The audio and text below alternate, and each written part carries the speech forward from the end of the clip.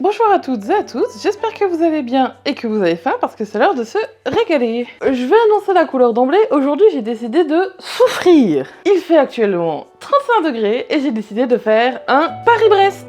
Je sais pas pourquoi je m'inflige ça, mais bon, question de timing, ça joue pas, ça faisait plusieurs semaines que j'avais prévu cette vidéo, et bon bah, le jour où j'avais prévu de la faire, il fait 35 degrés, pas de chance. Pour celles et ceux qui se souviendraient, il y a quelques mois à la Saint-Valentin, j'avais déjà essayé de faire un Paris-Brest, c'était celui de La Belle et la Bête qu'on pouvait retrouver dans un des livres de Gastronogeek, et ça avait été un échec total. Que ce soit la crème ou la pâte à choux, c'était terrible, c'était terrible. Il y a quelques semaines, j'ai reçu ce livre qui s'appelle Paris-Brest Sentiments et Tasse de thé. J'avais participé à son financement Ulule, donc c'est les financements où on précommande plus ou moins, en fait, les livres ne sont pas encore créés et ils sortent en fait grâce à notre participation. Donc je l'ai reçu il y a quelques semaines, je n'ai pas encore eu le temps de le lire parce que ma pile à lire est déjà plus haute que moi et elle continue de grandir, je ne sais pas comment je fais mon compte alors que je lis beaucoup. Et un des petits cadeaux qui était inclus avec le livre, c'était cette petite carte recette qui est donc le Paris-Brest de Sylvia. Sylvia, c'est, je suppose, le personnage principal.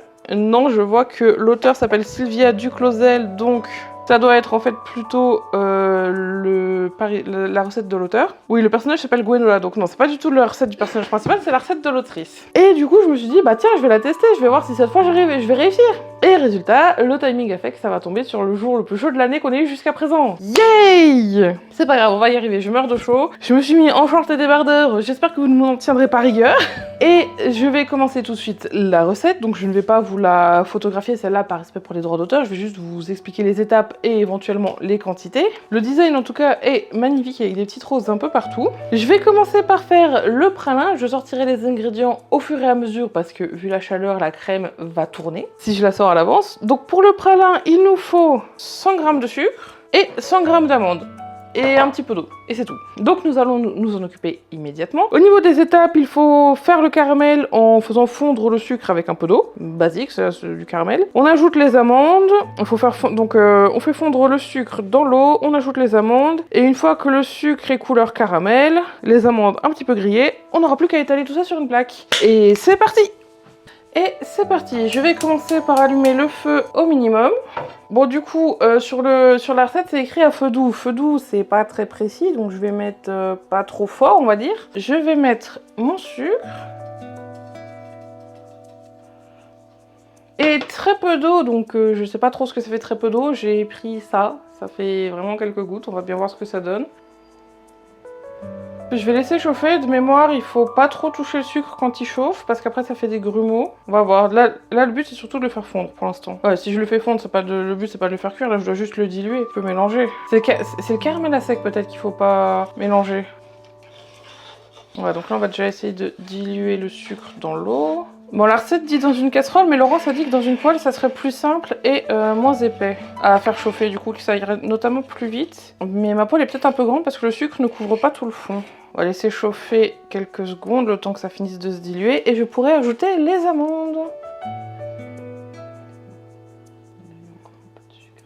Bon, il y a Laurence qui surveille quand même parce que j'ai pas envie de me foirer une nouvelle fois, donc là elle a dit que c'était bon, je pouvais mettre les amandes.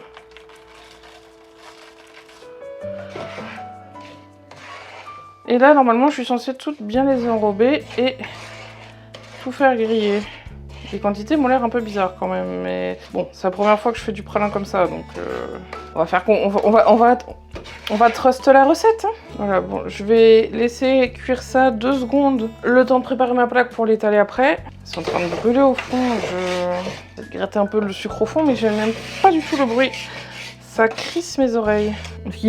Après, je suis censée verser sur une plaque, mais pour verser, il faut que ça soit un peu liquide. Je me disais que cette recette, elle était mieux, mais finalement, elle est pas plus précise que l'autre. Hein. Au moins, elle est plus simple, c'est juste avec du mascarpone, la crème. C'est pas une crème au beurre classique. T'as fait des trucs bizarres. Il n'y avait pas assez d'eau.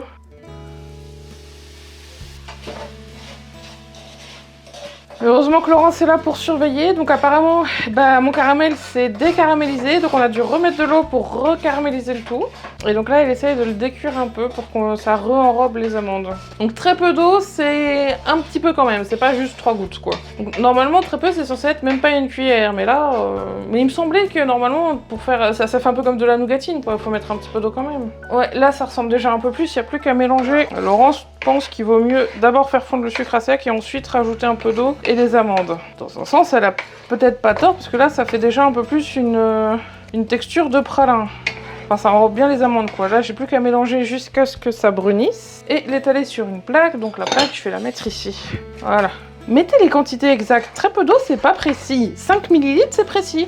Dans les recettes, non mais... À moins que ce soit des recettes, par exemple, pour mes recettes de sandwich, j'ai juste écrit laitue, tomate, parce que tu mets genre 2-3 tranches, puis c'est comme tu préfères, quoi. Et c'est tout, mais... Quand il faut des quantités précises, mettez des quantités précises. Pas juste, oh, un petit peu d'eau, un petit peu de... Ça ressemble déjà un peu plus à du pralin. Et c'est en train de coller à ma cuillère. J'ai chaud.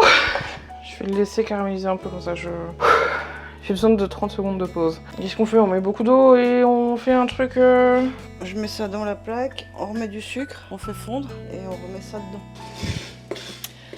Bon bah du coup ça commence bien, ça fonctionne pas du tout, on recommence et on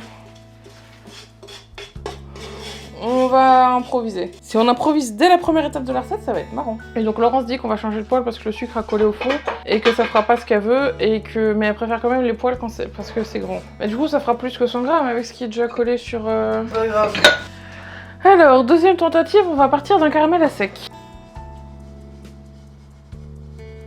Et du coup, pour le caramel à sec, c'est là qu'il ne faut pas mélanger. En tout cas, pas avec une cuillère. Finalement, c'est Laurence qui vient m'aider alors que c'était pas prévu. Hop, voilà, je vais mettre un micro à Laurence parce que du coup, elle se retrouve à devoir participer à la recette malgré elle. Et que je peux pas voir mes gens mourir. Oui, elle aime bien regarder des films d'horreur. Le caramel à sec, c'est plus long, faut être patiente. Elle dit oui, Laurence, mais elle parle pas sans faire vibrer ses cordes vocales. Je suis trop forte. Je vais mettre un peu le plus fort. Alors on voit que ça commence à devenir liquide. Il y a Touche une tache. Mais j'allais pas toucher, je dis, il y a une tache ici et ici. Ça va, je... Ah, t'as une tache? Pistache. Oh, il fait trop chaud. Ça c'est sûr. J'ai pas envie qu'il cramouille non plus. Je préfère pas, non. Voilà. Ça commence à être un peu...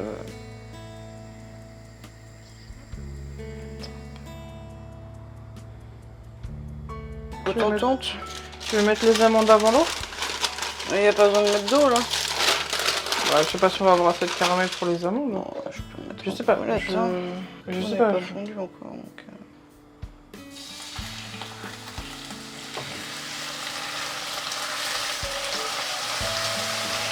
Si jamais.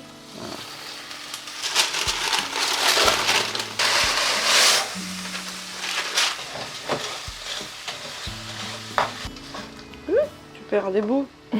Il y a des fuyards. Ah, c'est chaud. Bah, c'est du caramel. Oui, au cas où le caramel c'est chaud. Faut pas mettre les doigts.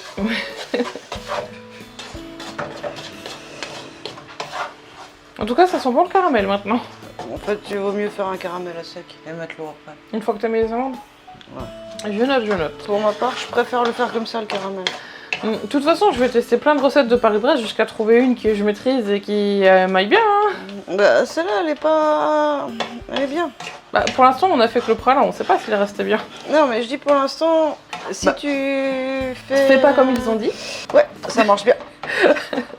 Donc la recette ne va pas, puisqu'on ne fait pas comme ils ont. Si vous voulez sauter cette étape, achetez du pralin en poudre, ça ira plus vite. Ouais, c'est moins drôle, mais... Et il faut 200 grammes de pralin du coup, parce que 100 grammes de sucre plus 100 grammes d'amande, ça fait 200 grammes de pralin. De toute façon, on a vu la couleur, je pense qu'on peut le laisser comme ça. De toute façon, on va le laisser refroidir jusqu'à ce que ça durcisse bien. Ouais, de toute façon, faut pas... Je vais pas le faire trop foncé, parce qu'après, ça va être ramé.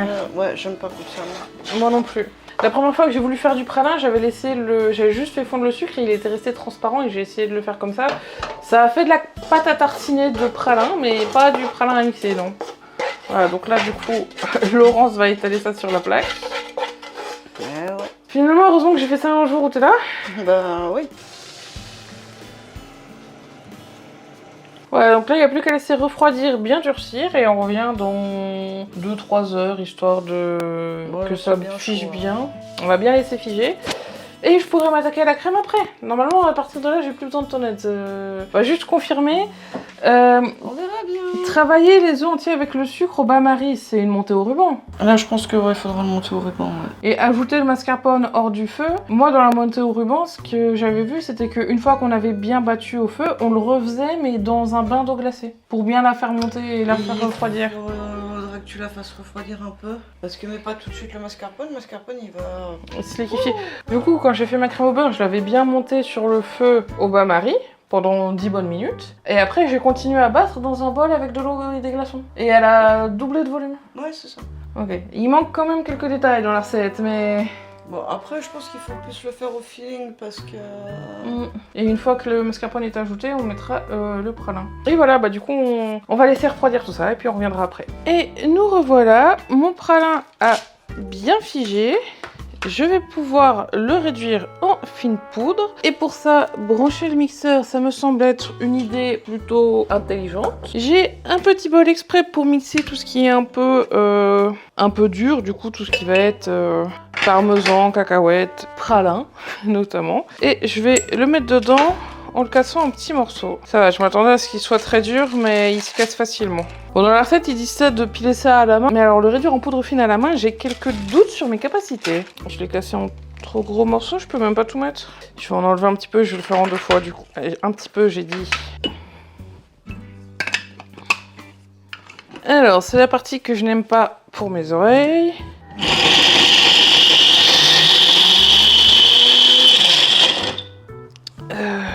Pas de bouchon pour mes oreilles.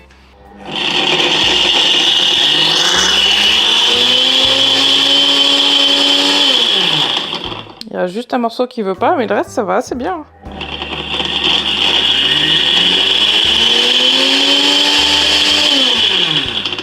Ça fait une bonne poudre quand même, mais il y a des bouts qui n'ont pas cassé. Toi, je vais peut-être te recasser en plus petits bouts. Hop, et je vais verser le reste. J'enlève les morceaux qui ne se sont pas cassés. Ça fait beaucoup plus de poudre que ce que je pensais. Faut vraiment que je fasse des petits bouts alors. Allez, on est reparti. Je me prépare mentalement.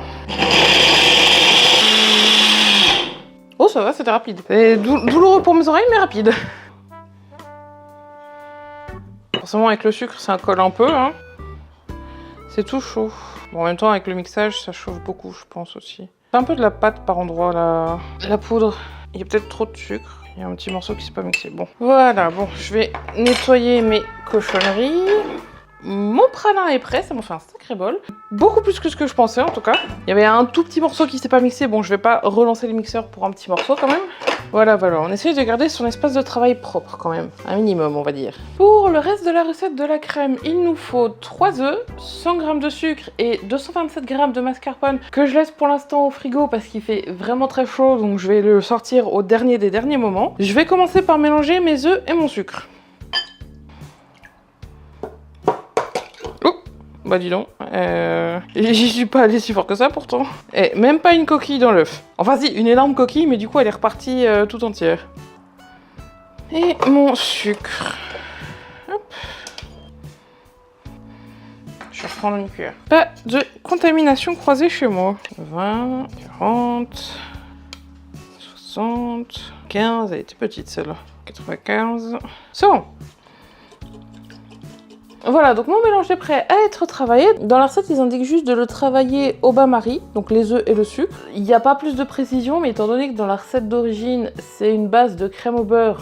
Le Paris-Brest de base, c'est une crème au beurre, et dans la crème au beurre, cette partie-là, c'est une crème avec une montée au ruban. Donc je vais, quand c'est chauffé au bain-marie, c'est pour faire une montée au ruban. Donc je vais, je suppose, faire la même chose ici, même si c'est pas précisé, je vais partir là-dessus, c'est ce qui me semble le plus logique. Je vous ai déjà infligé ce supplice dans ma vidéo sur les cupcakes, et si jamais vous voulez le revoir, je vous invite à aller voir cette vidéo.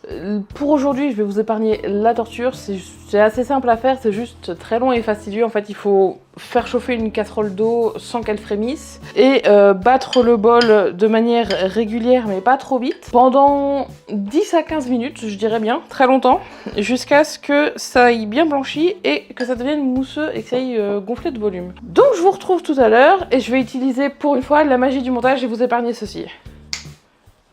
Et voilà, la montée au ruban est faite. entièrement à chaud. Cette fois, ça n'a même pas été fini à froid comme j'ai fait la dernière fois. Par contre, je proteste. J'ai fait ma montée comme ça, j'ai battu pendant 20 minutes. J'étais toute contente, ça avait doublé de volume comme c'était indiqué dans les tutos, les recettes et tout. Laurence, elle est arrivée, elle fait non, c'est encore trop liquide, c'est pas assez monté. Elle a battu pendant 5 minutes, elle a doublé ce que j'avais fait. Elle a doublé ce que j'avais monté. Je me sens nulle. Elle est trop forte. Mais en plus, ce que je comprends pas, c'est que j'ai fait comme elle, j'ai battu et tout, et elle, en 5 minutes, ça fait pouf. Et moi, en 20 minutes, ça fait jup.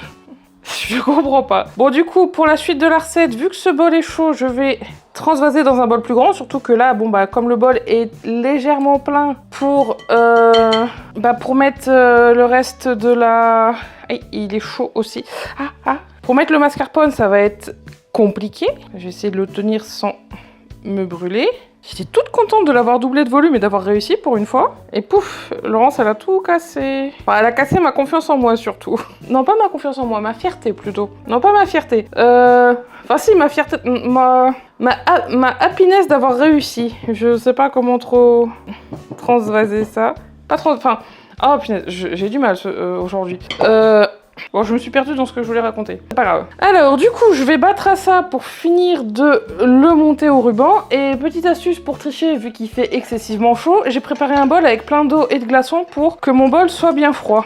Et du coup, je me suis rendu compte, pendant que je battais ma crème, que c'est pas dans les cupcakes que j'avais fait une montée au ruban et une crème au beurre. C'était dans mon gâteau d'anniversaire. Ça n'a rien à voir. Du coup, je change de vidéo. C'était pas les cupcakes, c'était le gâteau d'anniversaire. Voilà, donc là, je vais bien la battre pour qu'elle refroidisse. Parce qu'elle est encore bien chaude. Et après, j'ajouterai le mascarpone et puis le pralin. Et la crème sera finie. Waouh! C'est joli quand même. Bon, je préfère me dire que j'ai participé quand même. Si je me dis que c'est Laurence qui a tout fait, je vais pleurer. Déjà qu'elle a fait le pralin tout à l'heure parce que ça n'a pas fait ce que je voulais. La recette était pas correcte. Alors, encore un peu tiède. Alors, Laurence a dit que c'était assez froid, tout en faisant sa gourmande au passage. Et du coup, je vais pouvoir ajouter mon mascarpone. Laurence trouve que c'est plus facile de le faire hors du bol pour incorporer parce qu'il y a plus de place. Actuellement, avec la chaleur, je préfère le garder au frais. Voilà, on va incorporer le mascarpone gentiment. Bon, sinon, ça va vous, hein? Est-ce que vous avez testé quelques recettes cet été qui vous donnaient particulièrement envie? N'hésitez pas à me dire en commentaire, hein, ça me donnera l'occasion d'y repenser à ma prochaine... à la prochaine crème que je devrais monter. Faut juste être patiente, hein, ça prend du temps. Je suis contente par contre pour la montée, là je l'ai battue pendant 20 minutes du coup, comme je disais, pour la montée au ruban. Et j'ai eu mal au bras, hein, ça m'a tué le bras comme d'habitude, mais moins que d'habitude. Du coup je suis contente, j'ai l'impression que mon bras s'endurcit un peu quand même. Voilà, là j'ai commencé à l'écraser.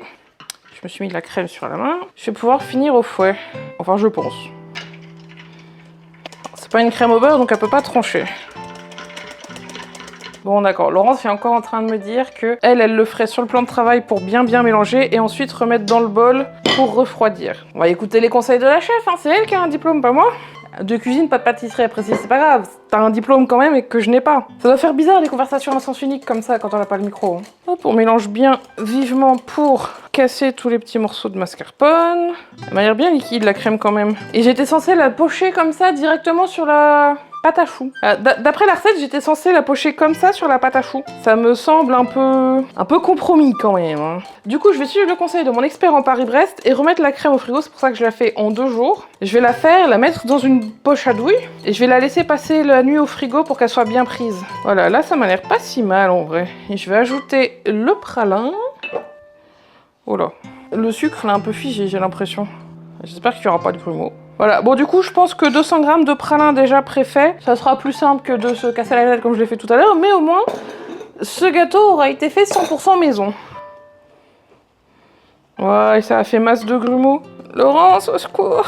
Bon, est-ce que ça a recollé peut-être parce qu'il fait chaud? Ben mon pralin a fait des grumeaux. Pourtant il était bien mixé finement. Ouais, mais bon, quand tu mets dans un truc humide, c'est normal. C'est marrant, du coup, elle est pas brune, comme dans les Paris-Brest de boulangerie. En fait, je crois que c'est plus ton pralin qui n'était pas forcément bien mixé, fini. Bah allez, si. Non, mais il a fait des... C'est pour ça que je te disais peut-être qu'il a eu chaud et qu'il a refait des grumeaux. Parce que quand je l'ai mixé, Est-ce qu'il il est était humide ton pralin? un peu. Ouais, c'est pour ça il a collé. Il a eu chaud, le mixeur l'a réchauffé en fait. Ouais, c'est ça le problème. C'est pour ça que je pense qu'il fallait l'écraser plutôt que le mixer. Oui, mais j'aurais jamais pu faire de la poudre fine à la main. J'aurais pu le concasser, mais pas faire de la poudre fine. Si, avec le... Ah, toi peut-être, moi pas. C'est toi qui m'appelle force de poulet, hein. Ouais. Hey. Hey hey. Je vais t'appeler Hey. Et en plus, je la relance. Fallait pas. C'est vachement liquide.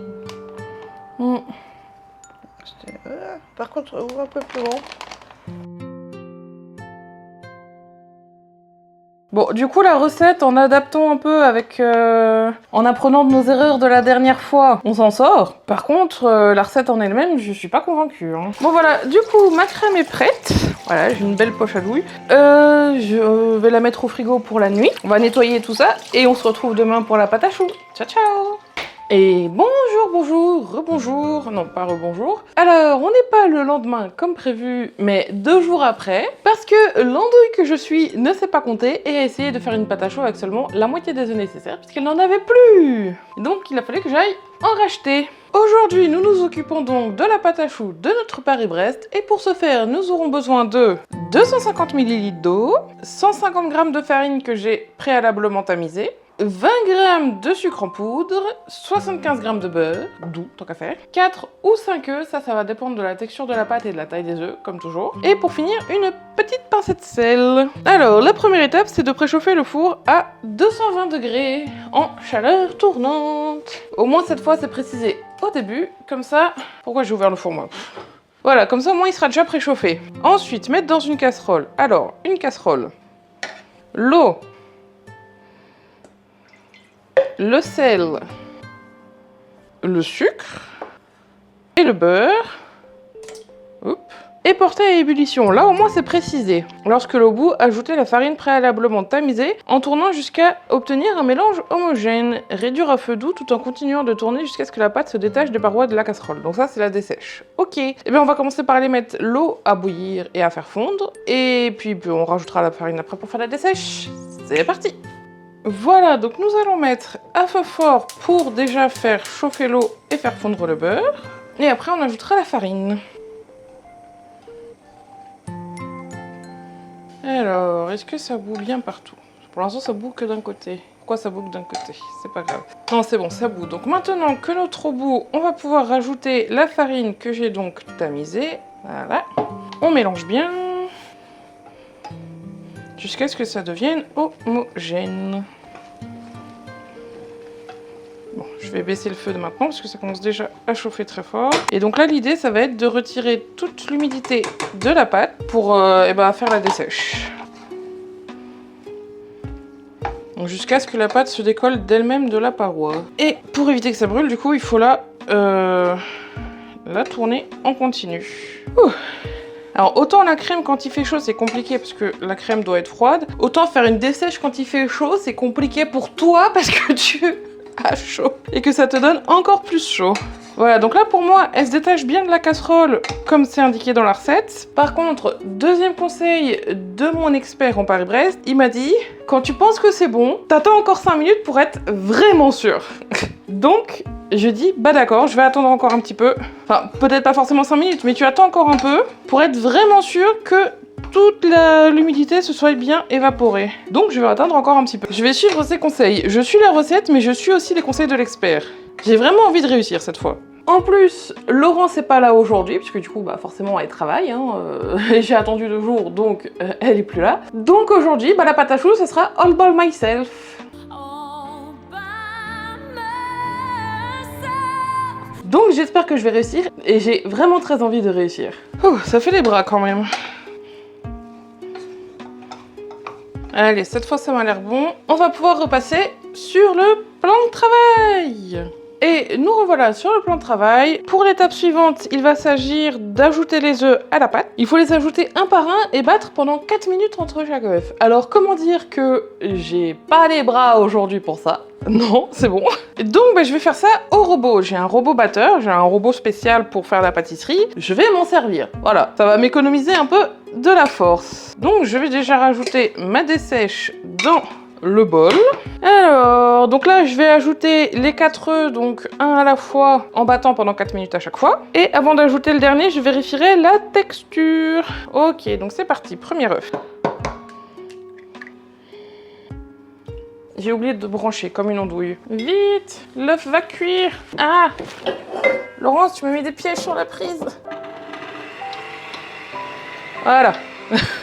Donc là, je vais mettre le minuteur pour 4 minutes. Et puis, j'ajouterai le deuxième œuf dans 4 minutes, du coup. Alors, deuxième œuf. Hop, je vais commencer par décoller la pâte là. Hop, elle est un peu collée sur les bords aussi, c'est pas grave. Voilà. Donc je disais, deuxième œuf.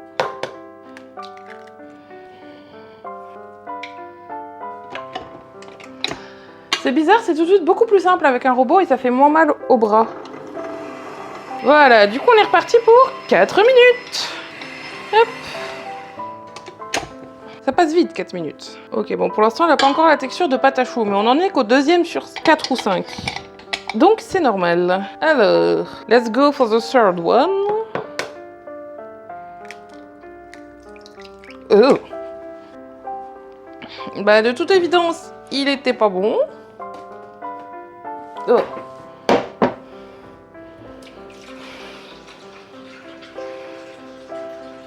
Oh, là. Pas besoin de le vérifier, celui-là. On va mettre un peu de fébraise, hein. C'est bon, c'est respirable. Enfin, à peu près, quoi. Oh. Oh, punaise. Bon, on recommence. Faut un nouveau bol, maintenant. Ah, le trauma. Maintenant, je vais paniquer chaque fois que je vais casser un œuf, c'est ça? Celui-là a l'air ok. Donc, troisième œuf, on disait. Ok, ça va.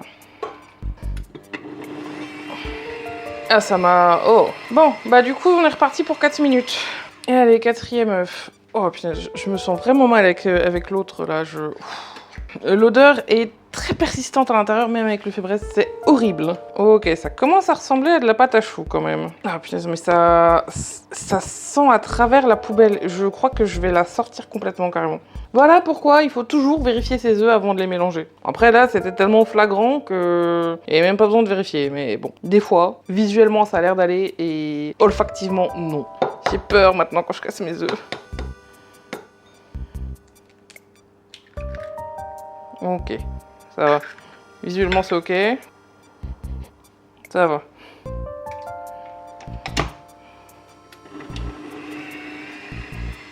Bon, c'est reparti pour 4 minutes. Et je vais aller foutre ça dehors.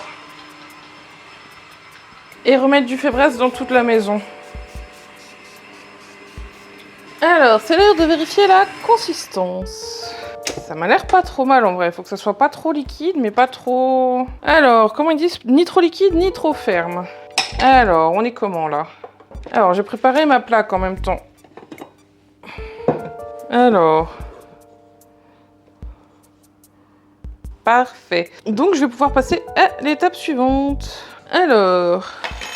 Poche à douille. Douille, parce que l'étape suivante, c'est disposer sur une plaque un cercle de pâte de 20 à 22 cm de diamètre à l'aide d'une poche à douille. Le cercle doit faire 2 cm de hauteur et 2 cm de largeur. Alors ça fera pas tout à fait 2 cm parce que ma douille fait pas 2 cm. Ce que j'ai fait, c'est que j'ai préparé une plaque et j'ai tracé un cercle dessus. Alors évidemment, j'ai mis l'encre du côté de la plaque et pas du côté de la pâte, hein. Sinon on va manger une pâte à choux à l'encre et c'est pas blablabla. Et c'est parti pour mettre la... Hop. La pâte... Ah. Ça va être comique, je sens. Dans la douille. Enfin, dans la douille, dans la poche à douille. Ah! Il va y avoir un peu de perte avec à ce rythme-là. Je l'avais bien retourné et tout, pourtant. Allez, raté pour raté. On va y aller avec les 2 mains pour récupérer le reste de pâte.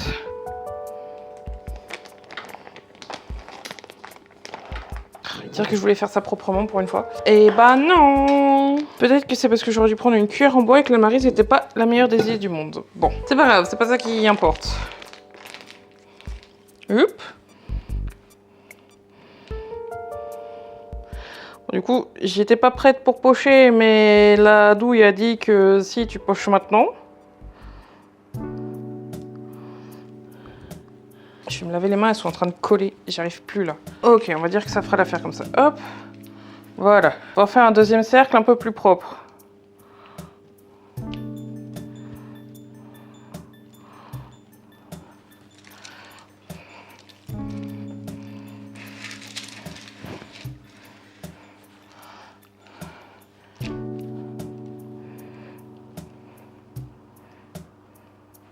Et même un troisième.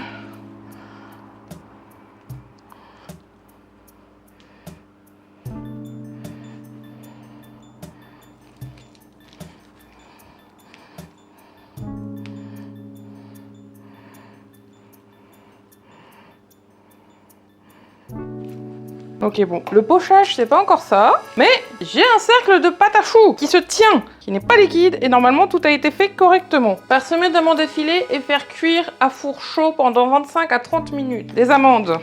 Et je vais pas partir sur 25 à 30 minutes, je vais aller directement sur 30 minutes vu les problèmes de cuisson que j'ai eu la dernière fois.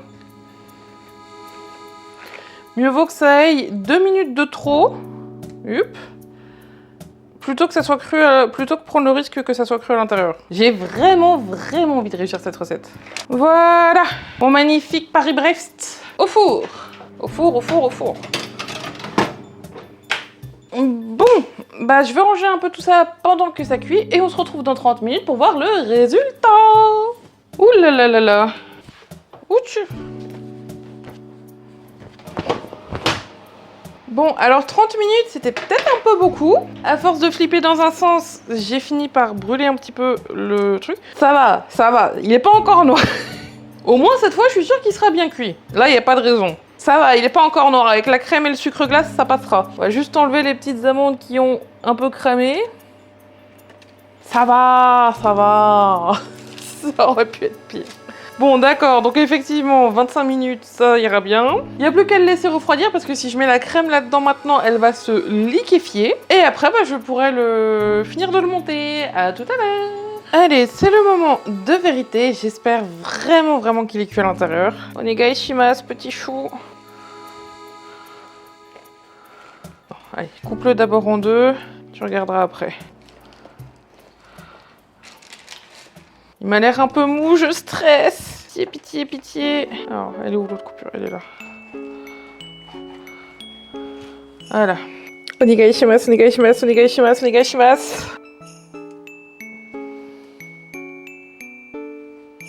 Alors, comment je... Faut que je l'enlève sans casser le dessus quand même. Allez, hop.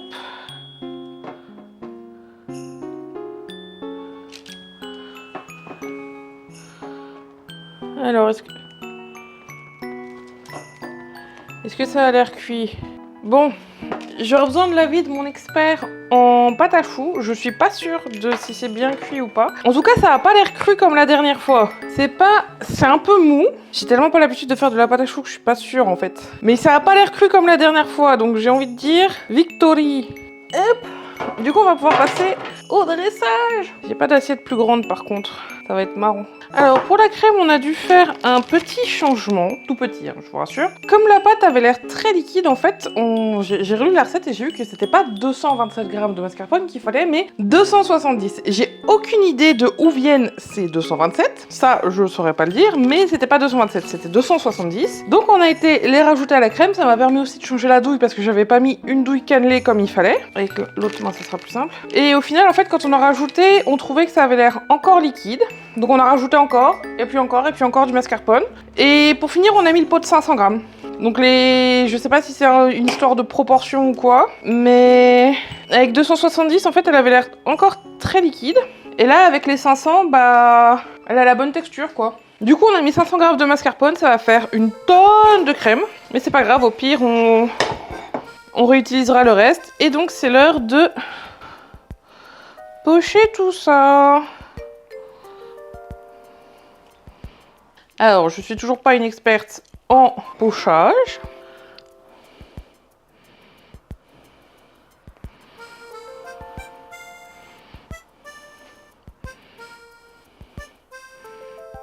Yup. Oh là là, ça coule par contre.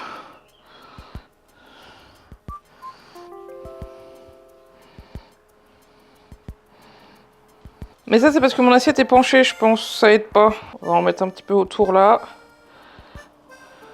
Et du coup, bah, j'ai tout mis. C'est pas grave, moi j'aime quand c'est garni en crème.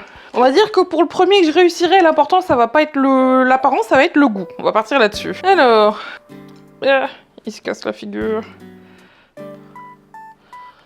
Je sais pas si je l'ai remis dans le bon sens, mais c'est pas grave. La prochaine fois, j'essaierai d'en faire des mini. Ça devrait être plus simple. Que ce soit pour le pochage ou pour la pâte à choux. Et pour finir, il ne reste plus qu'à saupoudrer de sucre glace. Hop.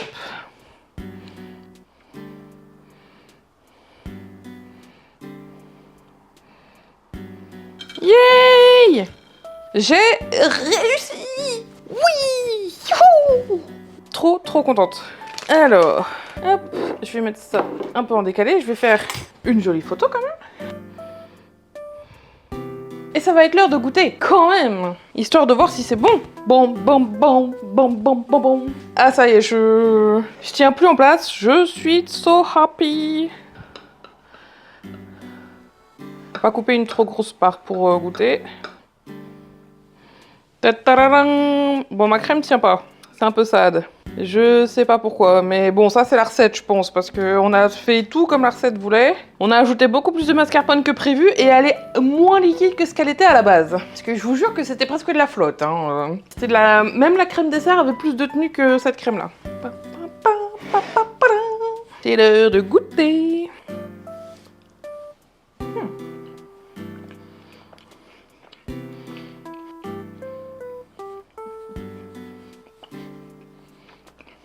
Alors, ça vaut pas ceux de mon meilleur ami qui du coup est expert en Paris-Brest, mais celui-là il est comestible. Par rapport au premier, pour moi c'est une victoire. Il y a juste la pâte à choux qui est un peu trop cuite. Ça, je me suis... Bon, c'est ma faute. La crème est un peu sucrée à mon goût. Après, bon, ça c'est au goût de tout le monde. En plus, on avait mis un peu plus de sucre pour le pralin, donc c'est ma faute aussi. Mais c'est comestible! Je suis trop contente. Par contre, ça fait un giga, méga, ultra balèze Paris-Brest. Je m'attendais pas à ce qu'il soit aussi énorme. Ça, bon.